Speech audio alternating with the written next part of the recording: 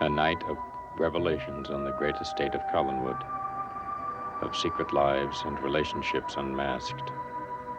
For in the old house on the estate, Victor Fenn Gibbons has announced that Aristide has been acting as agent in the attempts to steal the hand.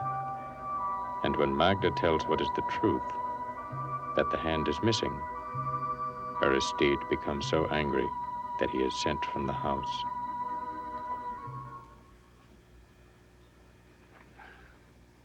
Pray accept my apologies, madam. I don't want no apologies. I don't want nothing to do with you. He only did it, I assure you, because he knew how anxious I am to get the hand. He knew what a passion it has become with me. Come, madam. Smile. Gypsy women are very beautiful. I ain't got nothing to smile about. Oh, but there is always something to smile about. The expectation of a new possession. The river of light that runs through a glass of wine. Come, drink this. It will make you feel better. And when you do, then we can get down to talking business.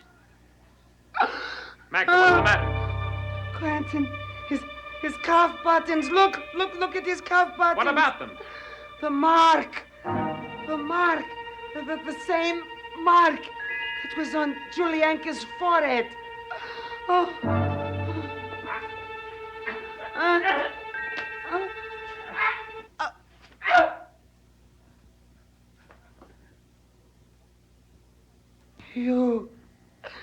You are Count Petoffi.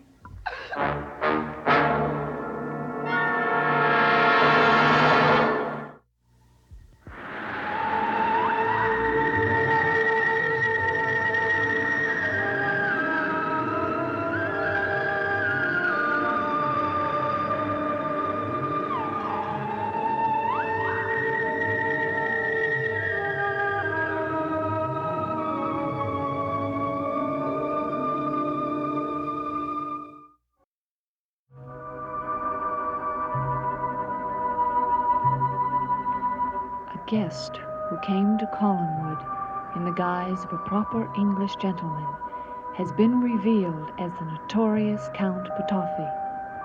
Once unmasked, he is gone, leaving behind him a prediction and a promise.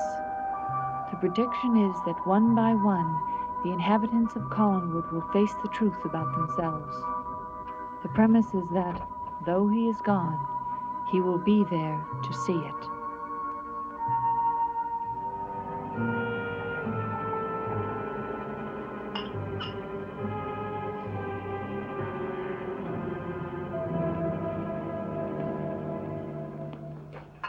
Well, isn't it a little early for drinking? Not after what's happened here today.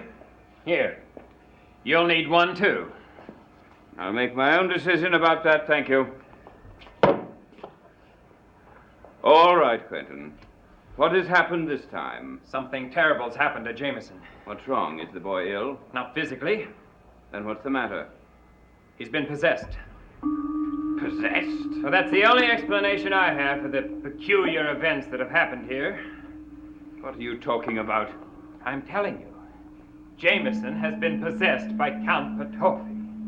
A dangerous murderer, a man who before he left here wished us all nothing but evil. I see. And he has possessed the boy? Yes. What has stimulated your mind and stirred your fears up again, Quentin? Is it a drink? Opium, what? I'm telling you, Edward. Mr. Fenn Gibbons is not what he seems. He's a threat to all of us Cullens. He predicted that each of us will learn the truth about ourselves. And one by one, we will all be destroyed by that truth. You seem to be doing a very good job of destroying yourself without Mr. Fenn Gibbons' Are help. you going to listen to me? No, I am not. I'm tired, and I have too many real problems to contend with, without having to put up with phantoms that you're conjuring up. He's not a phantom. He's real, and he's dangerous. particularly to your son. No, Quentin. In your present condition, you are far more dangerous to my son than Mr. Fenn-Gibbons could ever be. And if you dare say any of this nonsense that you've got in your mind to him, you'll have to deal with me. Will you listen to me? No, I will not. Subject is closed. Good morning, Mr. Collins. Jameson. I didn't see you come in. Where have you been? Walking around the grounds. I find your Maine weather most stimulating this time of year. Mr. Collins, you look a little pale. Perhaps you ought to get out. Some of the weather that I find perfectly marvelous. Brisk and stimulating. There seems to be a sense of discovery out of doors. Particularly about you. Jameson, I don't understand what you're talking about. But you will. Before this day is through, you will know many things that you know not now, including the truth about yourself.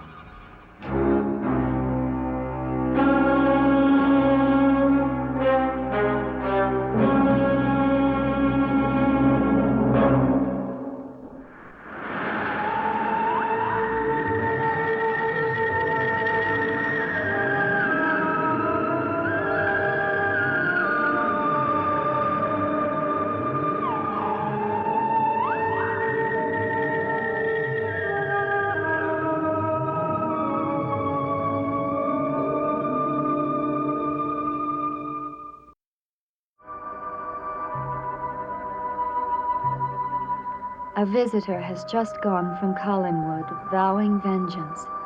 Count Petofi's physical self is no longer present, but his evil spirit has possessed young Jameson, and remains to watch as one by one the inhabitants of Collinwood face a moment of truth so shattering that it can destroy as surely as the strongest weapon. Well, Dr. Brooks says you're fine, just fine. Does he? Yes, I'm afraid we all just were a little overexcited, that's all. Everything's going to be all right. I don't think your Dr. Brooks is a very good doctor. He examined me for nearly an hour. Never noticed that I was missing a hand. Oh, now, Jameson, please. There is nothing wrong with you. The doctor said so. Now, there is your hand. You see? You see your hand? Why don't you take these gloves off? No, I cannot. I have no hand. Nonsense. Take them off immediately. No! Well, then you will force me to do it for you. My hand! I told you I had no hand! I told you! What's happened? Oh, I'm afraid. I'm afraid. Oh, Jameson, please, don't be afraid. I'm here. I'll take care of you. It's going to be all right. Please, Jameson, I'll look after you. Oh, Father, I do love you.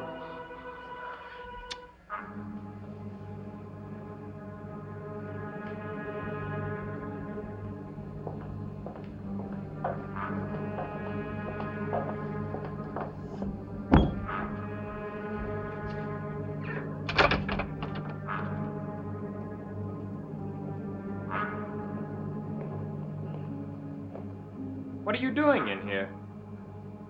Edward, what's the matter? Sir, I'm a stranger in these parts, but certainly in a great house like this, there's something for an honest man to do, especially if he's willing to do anything. Oh, it's such a lovely house, sir. What's it called?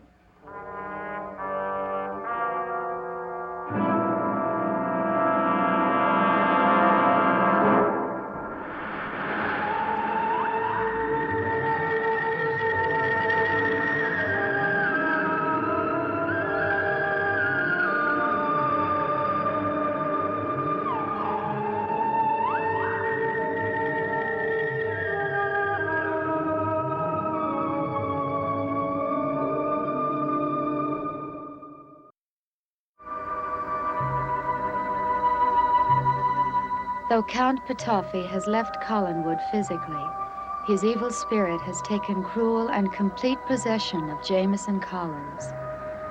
As one by one his victims fall before the truth, Barnabas knows he must stop Petofi before the course of history has been altered beyond hope, and truth turns the future into tragedy.